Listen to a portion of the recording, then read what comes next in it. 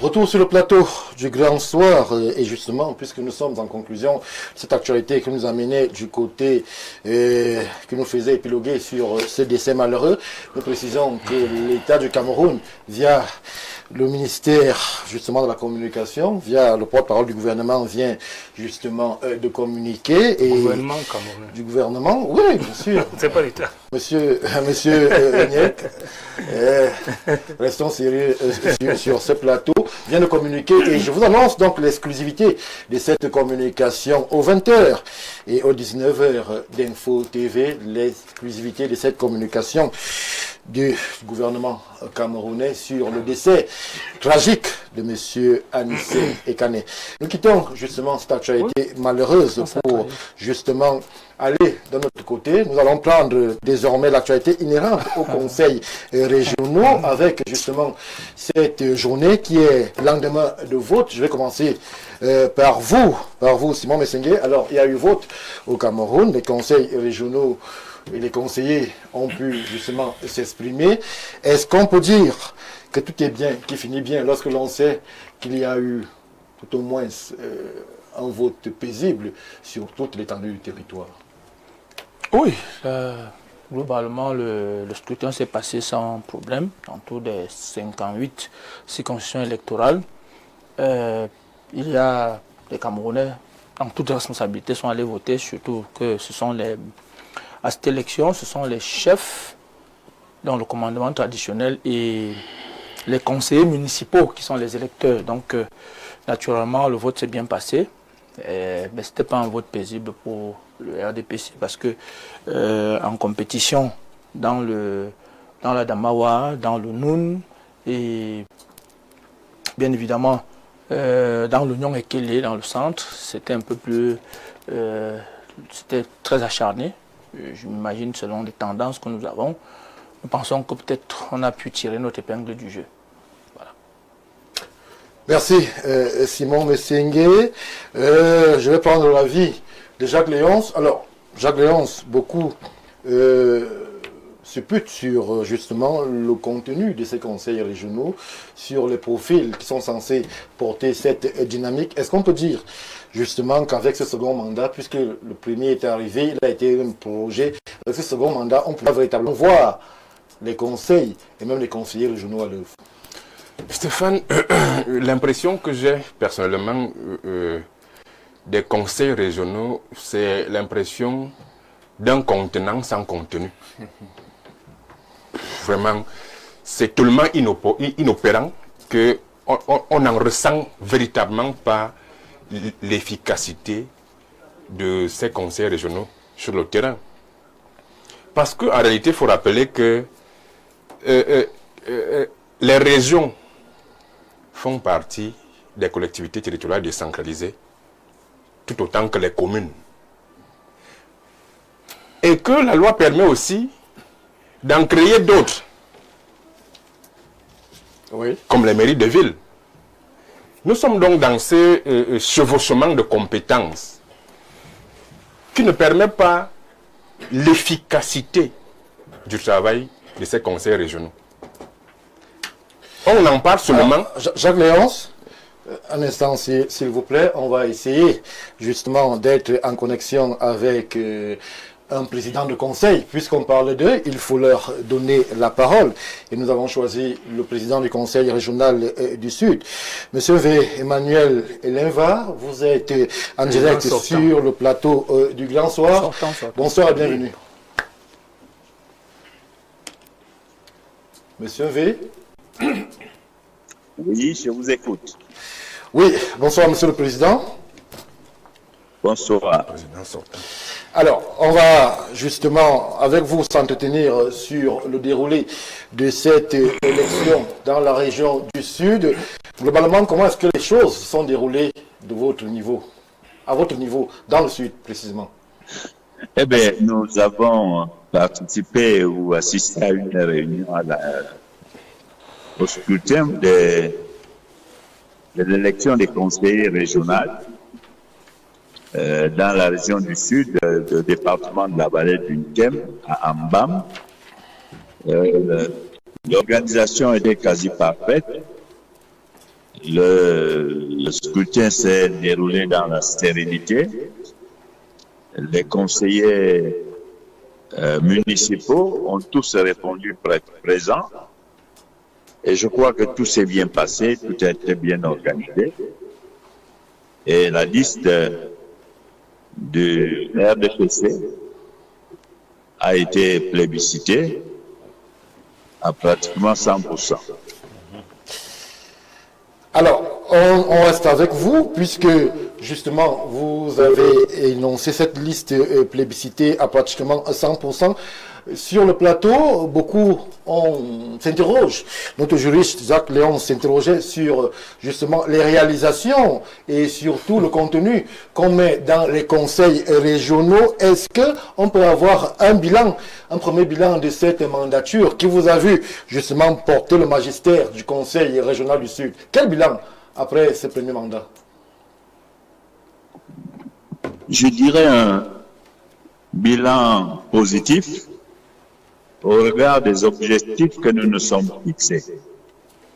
Comme vous devez le savoir, nous sommes les pionniers en la matière. Nous avons été élus, installés en janvier 2020 et il fallait mettre cette nouvelle institution en place qui vient compléter l'architecture institutionnelle du Cameroun, la gouvernance du Cameroun, voulue par le président Paul Biya. Il fallait la mettre en place. Ce n'était pas chose facile.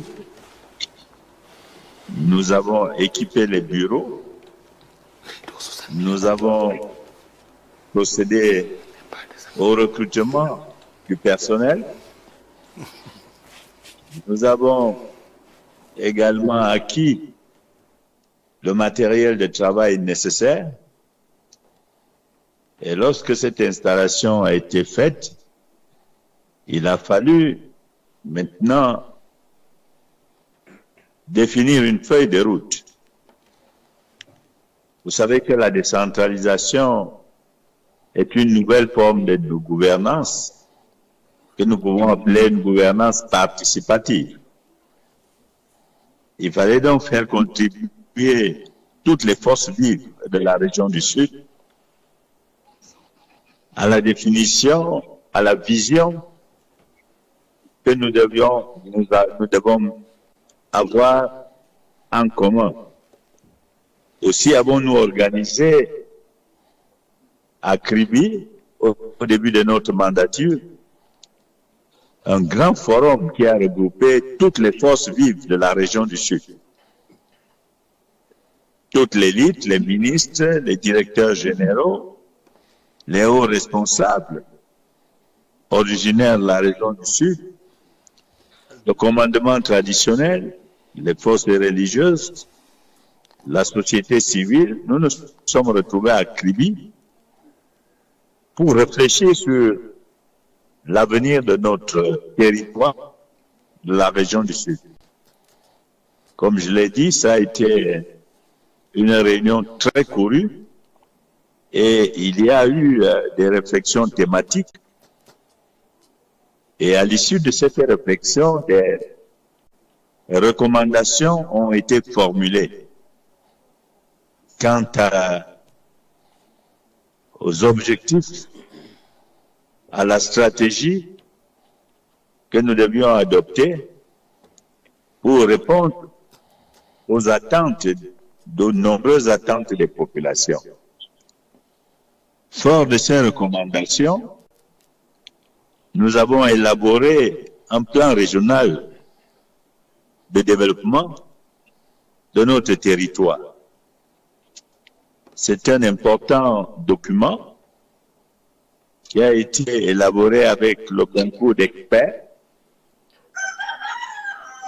C'est un document qui s'est arrimé au document national de la SND 30 et c'était le démarrage de nos activités. Alors, après avoir balisé le terrain. Monsieur Vez, oui. Alors, je vous justement, à vous suivre, on a perçu comme un bilan assez positif. On va sortir par cette dernière question en guise de conclusion. Que peuvent justement donc espérer les populations une fois que certainement, ou alors vous serez passé par le tamis du vote, est-ce que peuvent s'attendre les populations de la région du Sud? Allô? Écoutez, le bilan, comme je vous l'ai dit, est positif pour nous. Nous avons réalisé beaucoup de choses et avec peu de moyens, il faut le dire, parce que les compétences n'étaient pas encore totalement transférées sur les vingtaines de ministères qui devaient transférer les compétences. Nous n'avons reçu que 5 ou 6. Maintenant, les perspectives. Nous pensons que pour la nouvelle mandature, nous devons passer un deuxième cran. Il nous est annoncé la mise en œuvre de la fiscalité locale. Nous avons eu comme dotation 3 milliards de francs par an, ce qui est relativement insuffisant au regard des attentes des projets à réaliser. Et la nouvelle fiscalité locale prévoit entre 10 et 15 milliards de financement de nos projets, ce qui est déjà important. Nous attendons donc, à partir de cette contribution de l'État, à travers le prélèvement sur les impôts, les taxes, mettre en œuvre des projets ambitieux dans le domaine de la santé, dans le domaine de l'éducation secondaire, dans le domaine de l'environnement. Je crois que dans le domaine du tourisme, vous êtes sans ignorer que la région du Sud a une façade maritime de 150 km. Il va falloir valoriser cet atout majeur. Il faudra continuer dans le domaine de l'entretien routier. Nous avons pu entretenir presque 400 km de route parce que nous avons acquis, avec un investissement de 3 milliards de francs, un investissement sur les engins d'entretien routier. Nous avons pu entretenir 400 km de route. Nous avons à nouveau investi, on sera livré d'autres engins, nous passerons à peu près à 4 milliards de francs en termes de matériel d'entretien routier qui nous permettront d'entretenir de manière continue tout au long de l'année et ouvrir les pistes dans l'ensemble de notre région. Monsieur le Président? Nous devons, oui. Oui, on va justement mettre un terme à cet échange. Ce qui est certain, c'est que les équipes d'Info TV reviendront vers vous, puisque évidemment vous avez une séquence de communication importante sur les réalisations qui sont les vôtres. On va donc poursuivre ce travail qui est celui de mise en vue, justement, lorsque l'on sait que les conseils régionaux et leurs présidents sont véritablement attendus. Et on va vous dire merci. Merci d'avoir réagi promptement à la sollicitation de la grosse équipe de production du Grand Soir et parallèlement de toute Info TV. Merci, moi qui vous remercie. Merci. On va juste revenir en plateau et je vais donc prendre la réaction de Jacques Léonce Awono qui avait la parole. Jacques Léonce, vous avez suivi le président du Conseil régional du Sud qui précise qu'il y a eu cette année, une année qu'on pourrait dire transitoire d'expérience avec très peu de moyens, mais il y a aussi eu des réalisations qui ont été accomplies et que justement on s'avance vers un second mandat qui pourrait être le mandat de la concrétisation. Ah oui, je voudrais d'abord faire... la décentralisation n'est pas une nouvelle forme de gouvernance. Elle est instituée en 1996 par la Constitution de l'État du Cameroun. L'article 1, alinéa 2. Le Cameroun est un État unitaire décentralisé. Ça, c'est en 1996. Nous sommes d'accord. Donc, elle n'est pas une nouvelle forme de gouvernance. Donc, je vais d'abord commencer par ça. Pour dire que j'ai dit que Et vous comprenez la gêne du président, parce que lui-même il dit que les compétences ne sont pas transférées. Certaines, on peut dire certaines, Oui. puisqu'il y a des ministères qui ont avancé dans l'exercice. Le ministère de l'Éducation de base est un pionnier, un champion reconnu en termes de transfert de compétences. C'est justement ça le problème, Stéphane. C'est ça qui donne l'impression que la décentralisation soit une nouvelle forme de gouvernance. Parce que ceux qui sont assis dans les bureaux FECRA à Yaoundé ne veulent pas transférer. Ils préfèrent que nous continuions dans cette hyper-concentration du pouvoir à Yaoundé et Douala.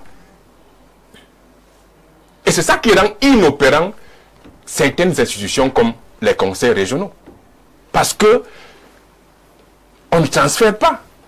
On ne transfère pas. C'est la même difficulté que vivent les communes au quotidien. On ne transfère pas les compétences.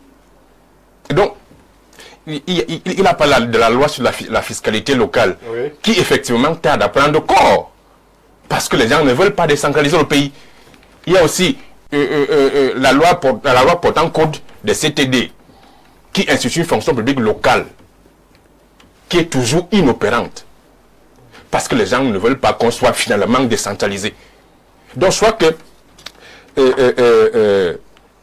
moi j'ai dit la décentralisation est la seule alternative qui reste au Cameroun. Parce que lorsqu'on regarde comment est-ce que ceux qui nous gouvernent gèrent le pays, si on ne va pas finalement vers la décentralisation, on va gros au mur. Et nous sommes en train d'aller gros au mur parce qu'ils refusent.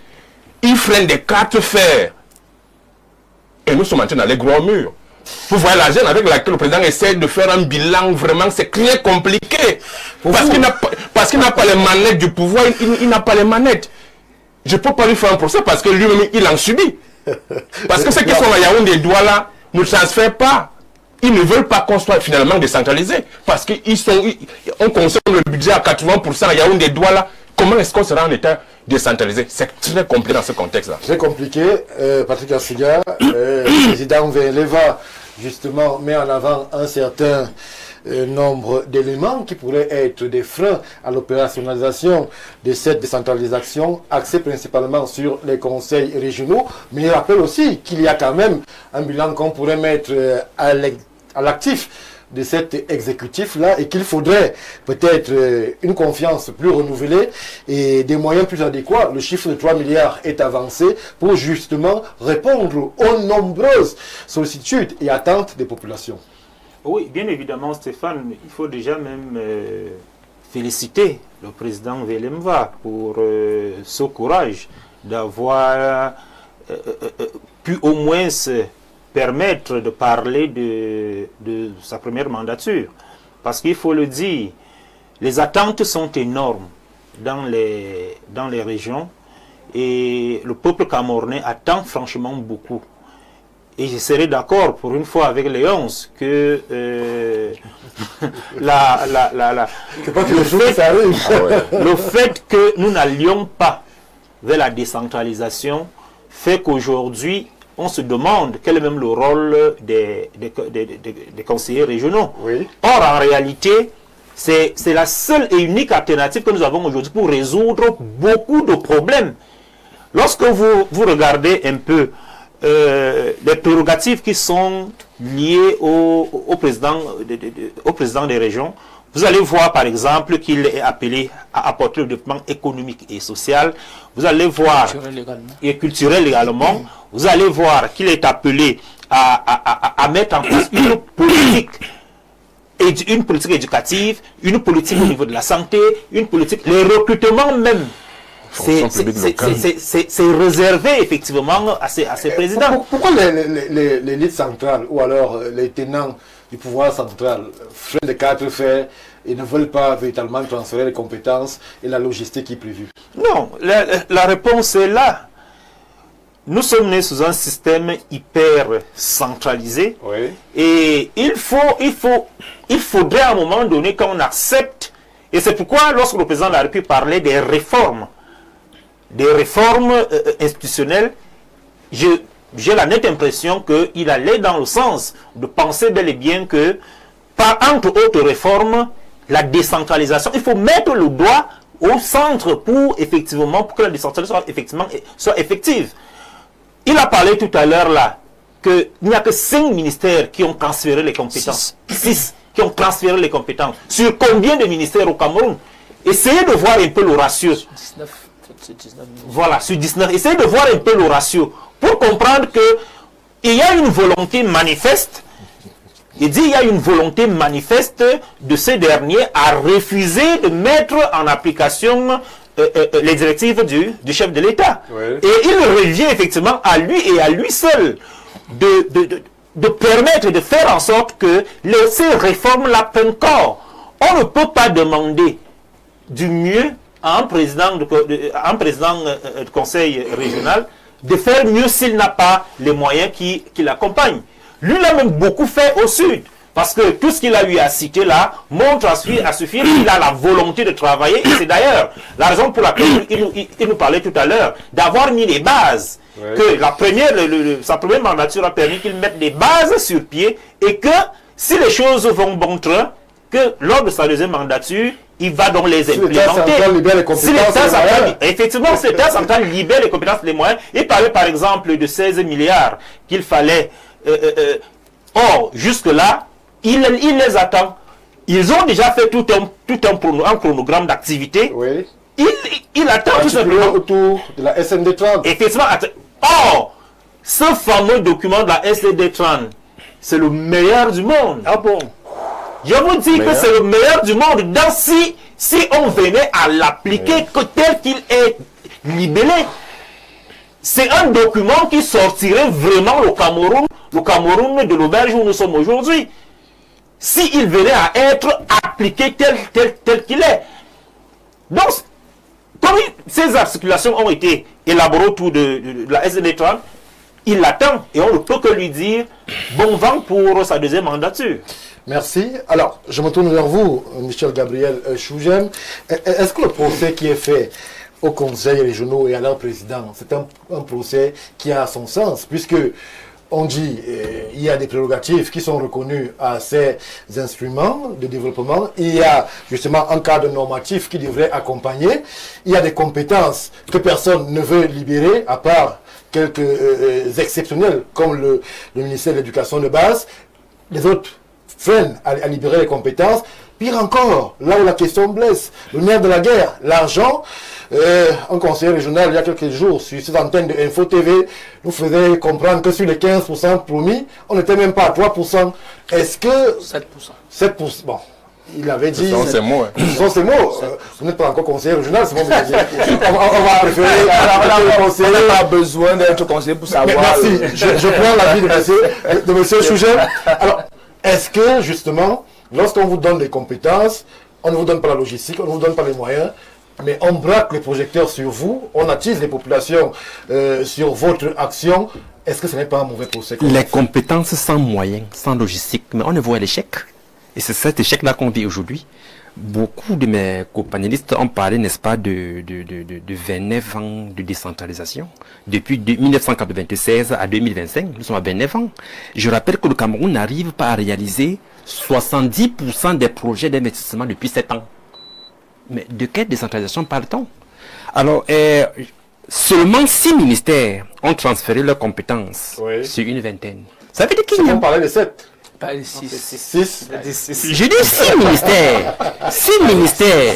6 ministères ont transféré leurs compétences sur une vingtaine. Oui. Ça veut dire qu'il y a même un manque de volonté. Il y a d'abord un manque de volonté. Et pourquoi ce manque de volonté précisément? Parce que c'est l'argent. On dit que l'argent c'est le nerf de la guerre. Les gens ne veulent pas laisser l'argent, ne veulent pas le libérer. C'est ça. Les gens veulent. J'aime appris que le ministre des Finances a supprimé la ligne 80, combien là? 94. Oui. Les gens sont même... a dit que les détournements de moyens... La réponse c'est ça, monsieur Stéphane Baga. La réponse c'est ça. Dans un pays où 45% de la population vit avec moins de 1000 francs par jour. Dans un pays où 10% des Camerounais sont menacés par l'insécurité alimentaire. Mais c'est dommage. C'est déplorable. Ça fait mal. Vous voyez? C'est vraiment mal. Et le problème que nous avons avec le président Biya, c'est que il est parfois lent à réagir. Oui. Ouais, c'est ça, il ne prend pas. Il devrait obliger le ministère à transférer les compétences et obliger le ministre des Finances à transférer l'argent y afférent. Monsieur Stéphane Baga, mais si vous décidez de ne plus m'inviter ici, là, je vais m'auto-inviter. Hein? La réponse est claire.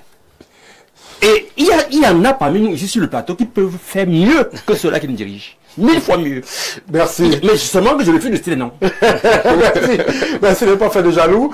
Simon Messengue, ça pourrait faire rire, mais l'affaire est sérieuse puisque les populations ont tendance justement à s'inquiéter du rythme de la décentralisation et même du rythme de cette initiative de conseils régionaux, hormis le flou qui existe déjà au niveau des compétences, puisque dans une ville comme Yaoundé, on a la mairie de ville, on a le Mindu, on a le Mindevel, on a le conseil régional, on a les mairies. Finalement, flou de compétences, flou d'action, responsabilité non assumée.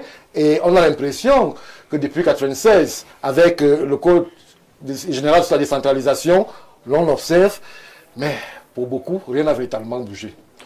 Stéphane Baga, je crois que les populations qui s'inquiètent parce que la communication, le problème de la décentralisation, du moins des régions aujourd'hui, c'est qu'il y a un manque de communication. Je le dis pourquoi? Parce que lors de cette campagne électorale, j'ai interrogé dans le cadre de la campagne électorale les 10 conseils régionaux. Je peux vous dire une chose, c'est que tous vont vous dire qu'ils ont eu au maximum 12 milliards de francs CFA durant ce mandat. C'est-à-dire 3 milliards par an. Ils n'ont pas eu, parce que ça a commencé en 2020, mais en 2021, ils n'avaient pas les moyens parce que leur budget n'avait pas été encadré dans le budget dans la loi de finances 2021. Oui. Mais dès 2022, ces conseils régionaux ont fait des choses énormes. Je vais pouvoir un cas de figure. Allez-y. Toutes les 10 régions, avec preuve à l'appui, ont fait plus de 14 000 salles de classe, chaque région. Je pense seulement au cas de l'éducation secondaire. Moi, je prends au cas de la région du centre, par exemple. Tous d'abord, tous ont des parcs d'engins. Je dis tous. Du moins, les 9 régions, je crois que, il me semble, je crois que c'est encore une rumeur, mais il me semble que du côté de la Damawa, nous avons repris la région de la Damawa. Donc, toutes les 9 régions ont un parc d'engins. Vous connaissez le parc d'engins de la région du centre, ainsi de suite. Oui, on va voir les engins, mais est-ce qu'ils sont productifs, ces engins? Écoutez, très bien. On va étape par étape. Oui. Attendez. Et de 2, ces conseils régionaux-là utilisent 60% pour l'investissement et 40% pour le fonctionnement. Quand je parle de communication, la plupart n'avaient pas les moyens de recruter du personnel. La plupart. Donc, ça veut dire que vous comprenez pourquoi est-ce que les choses sont faites, mais on ne peut pas relayer. Vous dites qu'il n'y avait pas de moyens, mais il y a des ministères qui ne transfèrent pas les compétences. Juste, non, quand vous le dites comme ça, vous semblez jeter l'anathème sur ce qui se fait. Il y a 19 ministères. C'est la vie des conseillers eux-mêmes. Nous en avons reçu je suis en train de ici. Je suis en train de dire ceci, Baga. Vous avez reçu. Mais nous, on communique. Hein? On communique pour que les uns aient la meilleure information. En 4 ans, le tiers des ministères ont transféré les compétences. Il reste 2 tiers. Ça veut dire que nous sommes sur 19 ministères, 6 en ont transféré. Il y a l'éducation de base, il y a l'éducation secondaire, je crois qu'il y a les travaux publics, il y a un certain nombre de ministères, 6 ministères, et tout le monde va vous le dire, même la dame va vous dire que c'est 6 ministères sur 19. Deuxième des choses, est-ce que vous savez, ce n'est pas applaudir, nous sommes en train de nous développer le déni de la réalité, parce que ce que nous faisons, on fait la flagellation. La critique, c'est que voilà là où nous avons fait telle chose, voilà ce qu'on peut faire par la suite. Ce n'est pas de dire rien n'a marché, alors c'est un échec. De 2, est-ce que vous savez que, par exemple, la région du centre, a bouclé déjà les études d'un projet de transport fluvial. C'est-à-dire que dans l'Oignon, c'est-à-dire à partir de Ayos jusqu'à Balmayo.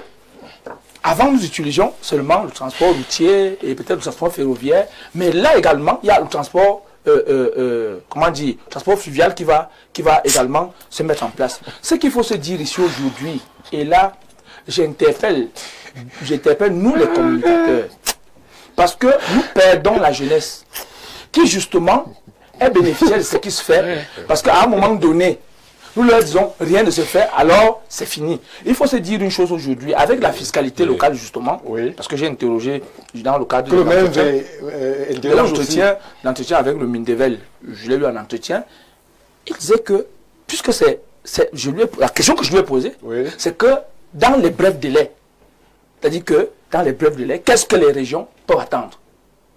Il disait que... Et que vous a dit Georges Langobam? Clairement, au minimum, 140 milliards de francs CFA.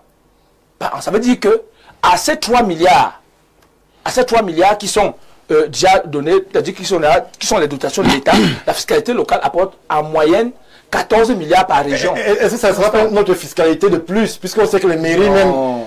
Je vous pose des questions que les Camerounais se posent, M. Messengue. Les mairies pressent les usagers, l'État central aussi, les conseils aussi. Est-ce que ça ne sera pas une fiscalité de trop? Non, il y a des niches.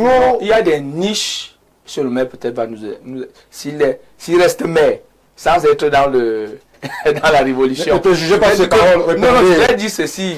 Pourquoi vous parlez de préjugés? Je suis allé dire qu'il est maire, donc c'était un acteur de la décentralisation. Donc il va bien nous expliquer cela. Mais il sait qu'il y a des niches de fiscalité qui sont inexploitées jusqu'à aujourd'hui. Et donc, dire qu'il faut encourager cette décentralisation, mais ça doit être une décentralisation de participation. Ça veut dire qu'il faut éviter aujourd'hui de croire que seuls les exécutifs vont jouer leur partition, mais la population doit également intervenir. Et justement, cette fiscalité locale va permettre davantage que se mette en place la fonction publique locale. Ce n'est pas seulement, parce que j'entends les gens parler trop de fonctionnariat et ainsi de suite, il y a également l'entrepreneuriat. Les jeunes aujourd'hui, je pense qu'on peut réduire, je ne parle pas du taux de chômage qui est de 3 ou 6%, mais je parle plutôt du taux de sous-emploi qui est de 70%, on peut réduire ce taux jusqu'en 2030, un instant, jusqu'en 2030, de pratiquement les 2 tiers. Et dites-vous bien une chose. Vous chutez, Simon. La deuxième phase de la décentralisation, c'est-à-dire que les régions sont mises en place avec la SND 30. Ça veut dire que la première phase de la SND 30 a été évaluée lors de cette campagne et il faut s'attendre à ce qu'en 2030, on doit pouvoir évaluer la deuxième phase. Donc, les Camerounais doivent accompagner sereinement ce processus qui se passe. Les autoflagelleurs doivent un peu nous excuser. On a compris. De perspective. Monsieur le maire, alors, on reste dans la perspective. Un aspect m'intéresse sur la communication de M. Messengue sur le plateau. Il évoque ce transport fluvial. Il nous parle d'un déploiement entre Ayos, je crois, et Mbalmayo. Oui. Lorsque l'on observe justement le type de projet sur lesquels on a esquissé des perspectives d'investissement, on se pose quand même des questions sur le sens des priorités. Est-ce que la priorité c'est d'aller faire un transport entre Ayos et Mbalmayo pour la région du centre, ou alors d'essayer de faire des routes? Les niches d'emploi et d'entrepreneuriat. Les niches d'emploi. Permettez-nous de faire l'émission, mais permettez-nous de faire l'émission, mais C'est pas un bagarre. Mon beau-frère a traversé les rumeurs. Ah bon? Oui. Parce que, en réalité, vous ne pouvez pas être dépassé par les routes qui sont au moins tracées, sont en mauvais état. Mince. Et commencer le transport fluvial que vous ne connaissez pas. Monsieur le maire, le parc d'Angers, c'est quand il parlait, je l'écoutais. Non, le parc d'Angers, c'est la quoi? On va aller faire transport fluvial, je suis désolé. Non, attends, c'est pour entretenir les noms. C'est pas mal. Monsieur le maire, ça c'est la malédiction. Mon beau-père, s'il vous plaît, portez votre casquette de maire. Il est dans l'esbrouf là, qui me laisse parler. Laissez faire, monsieur le maire, portez votre casquette. Que ce n'est pas le premier projet. Nous avons un projet qui a été financé à 22 milliards sur le satellite. Vous avez oublié ça. Nous avons un projet de tramway. Les sites sont bouclés depuis très longtemps. Il y a tellement de choses. Nous avons la pire des choses. Le parc d'Angers qui existe, mais qui n'a encore rien fait. C'est comme le barrage de Nactigal, qui produit l'énergie, qui est opérant. Mais c'est pas avant le débat. Le débat, c'est pas là-bas. Le débat, c'est pas ça. C'est pas ça le débat. Moi, j'ai dit, vous ne pouvez pas transformer une donnée constitutionnelle en fonctionnement réglementé. Le verre dans le fruit. Et le président Biya, je ne sais pas comment il va faire. Il parle de réforme institutionnelle. La première réforme, c'est dans le code de CTD. On y a mis volontairement le principe de concomitance. C'est-à-dire L'État peut faire ou faire. Ouais. Il faut éliminer ça. L'État central doit faire ses choses. Les CTD doivent faire les leurs. Lorsque vous en avez par 15% du budget d'investissement public, en fait, si l'État central investit même 10% à votre place, c'est la même chose. On vous les donne. Si nous voulons que ça marche, copions les modèles qui ont marché ailleurs. Vous comprenez? Ce n'est pas un temps d'imiter. Il faut l'exclusivité des compétences réservées au CTD, qu'on ne mélange pas. Ouais. Vous ne pouvez pas demander qu'il y ait un intermédiaire entre l'État. Parce que quand je le dis, ce n'est pas la blague. Le gouvernement n'est pas l'État. On a mis entre les CTD et l'État un intermédiaire qu'on appelle le gouvernement. Il n'appartient pas au ministère de transférer les compétences dès lors que c'est dans la Constitution. C'est ça le problème, c'est ça le fait qu'il il faut faire un fonds national dédié à ça, de manière que chaque commune sache ce qu'elle attend chaque année, qu'il soit transféré directement. Mais vous demandez à un ministre qui a les compétences de faire la même chose que les CTD. Oui. Dans la loi, il transfère les compétences pourquoi? Pourquoi devait-il transférer? Conflit d'intérêt. C'est ça le problème, c'est pas son rôle. Donc tant qu'on ne va pas régler ce problème-là, ou on se vante qu'un ministre ou un ministère, parce qu'à la fin c'est un ministre. Monsieur le maire, à ce niveau, votre remarque est Pertinent. adéquate, puisque justement ce conflit de compétences, ou alors ce partage de compétences l'amène à ce que personne n'assume des responsabilités. Et c'est légal comme l'esclavage. Ça veut dire quoi? C'est légal malheureusement. Ça veut dire qu'on vous laisse la possibilité de transférer ou de faire la même chose que vous auriez pu faire en transférant. C'est légal. C'est dans le code de CTD. C'est ça qu'il faut extirper. La deuxième chose, pourquoi ne copie pas l'exemple du Maroc? Le Maroc a transféré 4 compétences seulement au CTD. 4. L'eau, l'électricité, l'assainissement et les routes. Si les communes ont ça, personne ne se plaint. Les régions peuvent avoir le reste. Mais le danger, on se vante comme ministre, parce qu'à la fin, comme ce n'est pas, pas contraignant, donc ça dépend du bon vouloir d'un ministre. Et c'est pour ça qu'on vante mon ami Etuningwa. On le vante, parce que ça dépend de lui. Mais ça ne doit pas dépendre des ministres. Si ministère ont transféré, On s'en va, non. Voilà le vrai problème. Il n'appartient pas au ministre de transférer. Lorsque l'État a dit que c'est 15%, on crée un fonds, on met l'argent là-bas. Oui. Vous comprenez? Mais lorsqu'on se vante que tel ministre, dans son sa magnanimité a bien voulu transférer, on le célèbre. On applaudit. C'est bien dans un pays où rien ne marche. Oui. Vous comprenez? Mais j'ai dit, finalement, il faut qu'on fasse un choix. Et là, je vous dis la faute c'est le président de la République. Président de la République. C'est lui qui, en 91, la tripartite, a pesé son poids pour quand même ne servir pas. C'est lui. La décentralisation n'est pas un concours. C'était une bouée de sauvetage. Ça veut dire que d'un côté, il y avait des gens qui disaient que non, c'est bon comme ça. Vous avez trop, non, on n'en veut plus. D'autres disaient que non, vraiment, il faut. Le président a dit, prenons la médiane qui est la décentralisation. Il a convaincu les gens. Tu ne peux donc pas, à ce niveau-là, avoir convaincu tes compatriotes et ne plus faire attention à ça. Le Premier ministre a communiqué au moins 10 fois en disant, non, le président dit accélérer. Le président dit accélérer. Le président dit, si vous ne le faites pas, je vous fais. Après, rien ne se passe. La preuve que le gouvernement est plus fort que l'État à un moment donné, c'est que le chef du gouvernement est faible. Devant ses ministres, il a beau dire que je vous donne 8 jours. J'ai entendu ça ici. Vous transmettez personne, il n'a pu rien faire. Donc le problème se trouve dans la loi. Vous comprenez? Lorsqu'on veut refaire la République, ce n'est pas à travers les directives, c'est à travers les lois. Je dis, et je finis par là en vous disant, le président de la République doit se rasseoir avec son gouvernement pour leur dire, vous m'avez fait échouer, parce que c'est le cas. On ne peut pas dire. Lamentablement, vous m'avez fait échouer. Parce que c'est lui qui a échoué. C'est lui qui en a dit, pas les autres. Merci. Vous comprenez? Et qu'il a dit désormais, l'argent ne passera plus par vous. La loi doit dire comment on décentralise effectivement, quels sont les moyens et comment on va les prendre. Maintenant, je finis en vous disant, j'ai entendu parler de la SND 30, permettez-moi. J'ai entendu parler de la SND 30 ici. Si vous lisez la SND 30, vous lisez le budget 2026, vous allez commencer à pleurer.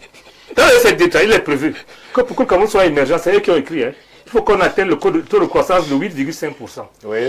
Dans le budget 2026, qu'est-ce qui est prévu? Qu'est-ce qui est prévu? Non, mais dites-nous. On dit, au meilleur de cas, sera 3,9. Nous sommes en 2025. Je rappelle, dans un budget où 34% viennent de l'endettement, vous comprenez? Où les bailleurs de fonds vous disent, tant que vous n'avez pas fait les réformes, notamment sur le secteur de l'électricité, on ne finance plus aucun barrage. C'est écrit. Il faut faire attention à ce moment-là. Lorsque vous ne produisez plus, parce qu'en fait, là, le secteur produit est attaqué parce qu'il n'y aura pas l'argent. vous allez booster la croissance avec quoi? Merci. Monsieur le Président, est-ce d'étendre le problème? Est-ce que l'État était un document de planification de programmation juste? C'est pas ça le problème. Parce qu'il n'est pas réaliste. Merci. On prend cette réaction qui très certainement fera réagir Simon Messengue. Bonsoir. Monsieur Messengue raconte beaucoup de choses contradictoires. La première chose, c'est que la loi prévoit un transfert de 15% des ressources financières. Aujourd'hui, on est à moins de cela. En plus, il ne faudrait pas dédoubler la fiscalité pour asphyxier le contribuable. En plus, il parle de la SND30, M. Assiga. Or, le Cameroun n'a pas atteint les taux de croissance exigés uniquement pour le DSCE. On devrait faire un taux de croissance de 5% sur 10. 5% sur 10 ans, mais on a échoué. Enfin, il va de soi que les années à venir seront difficiles car la priorité sera le remboursement de la dette. Enfin, il faut éviter le conflit de compétences. On l'a vu à Yaoundé 6 où les super-maires et le maire s'est crêpé le chignon sur des boutiques. Simon Messengue vous donne 2 minutes avant que M. Chouja j'ai souhaité que le maire, c'est pour ça que j'ai prévenu ici que le maire doit poster sa casquette de maire. Mais il est resté homme politique. Comment ça? Il a allié les deux. J'ai souhaité, qu'il parle de la fiscalité locale. Ne même pas les seuls. Il ne faut pas dédoubler la fiscalité. Justement, je n'étais pas seul. Parce que même j'en parle. Non, monsieur le maire, vraiment. Pour dire que moi, je pense qu'on aurait pu faire l'évaluation sur ce qui s'est fait sur le terrain. Parce que quand, dans l'imagerie des Camerounais, ça a échoué, à la fin, personne n'est plus lucide à voir comment les choses se mettent en place. Nous sommes en train de dire ceci. Est-ce qu'il permet que j'en parle pendant une minute? Nous sommes en train de dire ceci. Est-ce que sur les 6 compétences qui ont été transférées, est-ce que ça avance? Vous avez 19 ministères qui doivent transférer des compétences et des ressources. Oui. 6 l'ont fait. On doit applaudir. Qu'est-ce qu'on fait? C'est ça qui m'énerve. Merci de le dire. Je pose une question simple. À Yaoundé, la ville de Yaoundé, ou alors, comme vous avez évoqué la région du centre, où est-ce que vous voyez l'impact des régions dans la vie de tous les jours des citoyens, dans la ville de Yaoundé où nous sommes? Bon, je parle en cas de figure. Allez-y. Par exemple, à Yaoundé, il y a eu on appelle ça comment, des averses de pluie. Oui. Qui ont endommagé les toitures de certaines salles de classe à tout. Non, c'est un exemple. Allez-y. C'est un exemple. Un exemple, tu n'es pas les cheveux. Non, les cheveux sont mauvais. Le problème est le suivant, c'est qu'on est en train de tourner tout en dérision. Parce que justement, je vous ai parlé du problème de communication. Les régions ne communiquent pas. Et c'est pour ça qu'on a l'impression qu'on veut... qu'on n'a pas... Vous évoquez voici ce qui se passe. Des travaux sur des toitures d'école et des chiffres de 13 milliards sont avancés. Non, écoutez, pour vous dire ceci, voilà, c'est ça, on est dans le déni.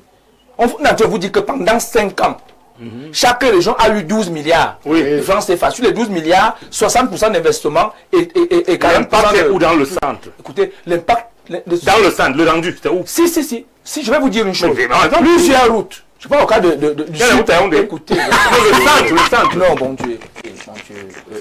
Monsieur le maire. Mon beau-frère. Monsieur le maire. S'il vous plaît, ne faites pas ça. Nous sommes dans une logique de donner des informations aux gens. Donnons l'information. Et donc, nous sommes en train de dire ceci. Le président du Sud vous dit qu'ils ont réhabilité 400 km. Je vous ai dit de lire la chronique contre le président du Sud. S'il vous plaît. Attends, vous êtes dans la logique de vouloir m'empêcher de dire ce qui est. Non, pourquoi? Alors pourquoi? Monsieur le maire, c'est première des choses, il faut que l'opinion sache savoir aujourd'hui où est-ce que la région agit, où est-ce que la commune agit, où est-ce que la commune de ville agit. Et ça, vous créez la confusion dans leur tête. On est en train de vous dire ceci. Il y a une sorte de complémentarité dans les champs d'action. On vous dit donc que quand, par exemple, la région achète, la plupart, toutes les 10 régions déjà ont des parcs d'engins. Ils le font pourquoi? Ils disent qu'il faut booster l'agriculture et... Même rire. Merci. Alors, ils vous disent cela. Alors, vous dites sur la base de ce que vous devez viabiliser les bassins de production. Qu'est-ce qui a été fait? Dites-moi l'opinion que voici ce qui a été fait.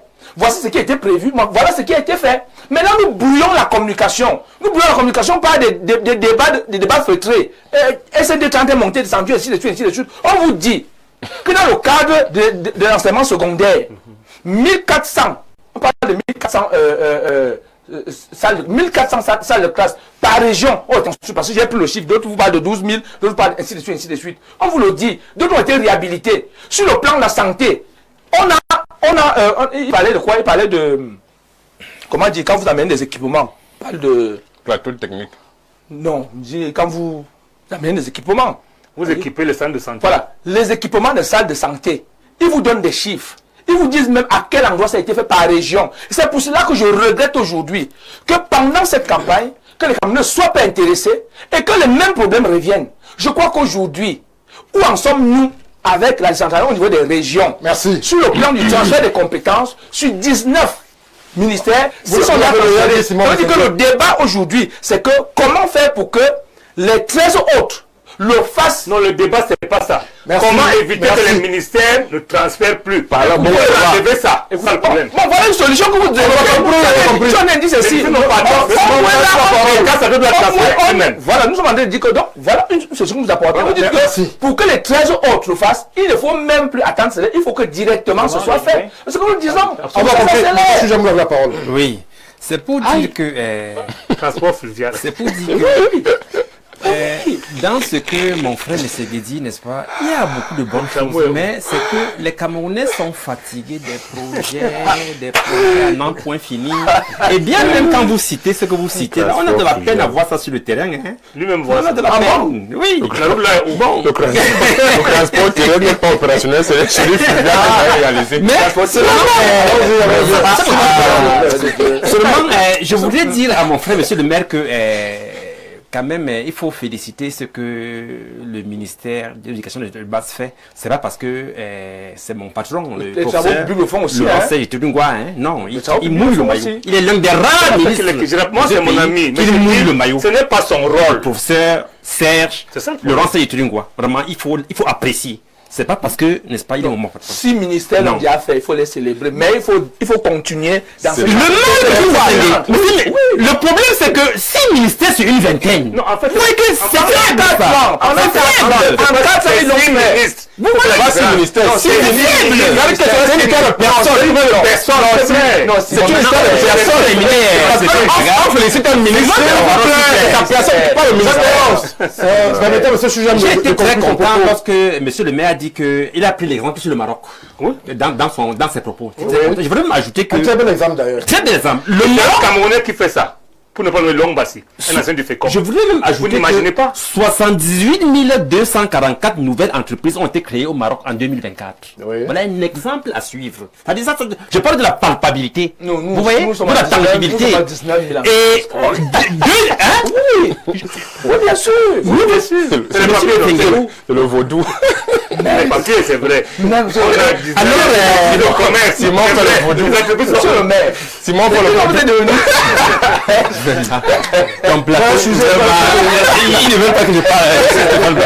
J'avais chuté. Ils ne veulent pas que je parle. J'avais chuté. Donc, nous avons beaucoup apprécié, n'est-ce pas, ces efforts faits par le gouvernement marocain, comme a dit monsieur le maire, vraiment. Et 2,8 milliards sont mobilisés pour l'achat de 168 nouveaux trains au Maroc. Oui. Ça, c'est vraiment, c'est ça qu'on veut. L'exemple d'implémentation. Oui, ça veut. Simon, s'il vous plaît. Au Cameroun, il y en a, mais c'est vraiment, c'est léger. Vous ne vous intéressez C'est pas à votre maigre. pays. Vous voyez? Commencez par vous intéresser à votre Vous pays. faites tout le travail depuis 43 ans. Je vais parler Non, pas la parole. Oui. Mais ça, c'est déjà local. Mais ça, c'est déjà Je voudrais dire à Simon, s'il vous plaît, s'il vous quelque plaît. chose. Parlant du projet fluvial dont il a parlé là, il s'agit quand même de mon fleuve, l'oignon. Oui. Et pour ceux qui connaissent l'oignon aujourd'hui, l'oignon est en voie de disparaître L'homme de lui. par une végétation qui est en train de l'engloutir. Au ministère de l'Environnement, c'est un ancien projet qui est posé là-bas depuis, C'est le vaudou. afin de pouvoir débarrasser d'union, afin de faire revivre effectivement cette végétation. C'est dans l'étude. Il est question Souvent, monsieur Assiga. il est question de débarrasser l'oignon parce que le nid du fleuve est en train d'être rétréci. Voilà. J'ai dit aller à Kourouliga, c'est devenu, mais je me pose très bien, je me demande donc très bien, le projet sur ces bateaux qui vont circuler, ils vont circuler où? C'est ça le véritable problème. Il est question, quand il parle de ça, c'est une bonne chose, mais quand on connaît ce qui, quel est l'état actuel du Niok aujourd'hui, la faisabilité est telle que on s'interroge. Il faudrait d'abord qu'on élague correctement le fleuve Niok avant d'en arriver à ce projet. Merci. Juste 30 secondes. Merci. Vous avez 30 secondes pour monsieur le maire et on va conclure. Monsieur Asiga, le patriarche Tchimévouna, avec ce conseil exécutif, avec l'Union européenne, on fait tout un dossier là-dessus. Et c'est vrai, il parlait de manque de moyens, mais au vu de ce qui se passe, c'est très important pour deux raisons. L'Union dont vous parlez, c'est le deuxième fleuve le plus long au Cameroun. Donc 800 km. Et justement, entre Ayos et Mbalmayo, c'est navigable. Qu'est-ce que ça peut apporter? D'abord, sur le plan touristique et même sur le plan de la pêche et autres. C'est quelque chose de... Merci, on a compris. Non, c'est mon temps achevé. Monsieur le maire, 30 secondes. Je voulais dire à mon frère Simon la fiscalité locale. Que sur la fiscalité locale, c'est une très bonne chose. Mais c'est également plombé dans la même loi. Je rappelle que si tu regardes, aucune commune n'a une régie fiscale. Aucune. C'est-à-dire que pour recouvrer, il faut faire appel au service de l'impôt. Et dans la même loi, les impôts ont le privilège du trésor. C'est ce qui est recouvré. Non, c'est vrai, c'est le fait. Il faut absolument politiser de manière à rendre les communes autonomes. De manière qu'il n'y ait pas un conflit d'intérêt. Maintenant, je vais finir par la politique en disant que les élections régionales nous ont prouvé que nous pouvons avoir les résultats au bout de 5 jours au Cameroun. La situation électorale pour les régionales était départementale. Nous savons aujourd'hui, quel que soit l'enclavement, les résultats des élections au niveau départemental. Ça veut dire quoi? Si on, bien sûr, comme au niveau comme pas de vote, c'est très sérieux. Nous connaissons les résultats le soir, avant 20h. On peut avoir le même résultat 48 heures plus tard au niveau départemental et si on départemental, donc national. Nous pouvons donc, en termes d'amélioration, apprendre également de ce que nous faisons. Oui. La preuve, moi, les conseils chez moi, ça connaissent les résultats. Chez vous, tout le monde connaît les résultats. Merci. On a compris. Merci. Faisons la même chose. Et ils votent au départ. Merci, on a compris. Simon Messengue, monsieur le maire. 4 jours, ça suffit. Oh là là, cher monsieur, on va vous dire merci. Merci d'avoir répondu présent pour... C'est fini? Justement, oui. Le programme a acheté. On n'a pas vu le temps passer. Merci, monsieur le maire. Merci Jacques Léon, Simon Messengue, monsieur Assedia, monsieur Chougène. On va vous dire merci à tous ceux qui ont pris la peine de réagir abondamment à ce qui était dit sur ce plateau. Vous ne bougez pas, parce que dans quelques minutes, quelques poussières de secondes, Midette Fonguet sera là pour l'information en langue de Shakespeare. Elle reviendra très certainement sur l'essentiel, le meilleur de l'actualité du Cameroun et même d'ailleurs 20h. Madeleine Karen Biéa sera là pour le même exercice en langue de Molière. Vous aurez la plénitude de l'information, puisque Info TV, c'est l'information, la vraie. Bien le bonsoir.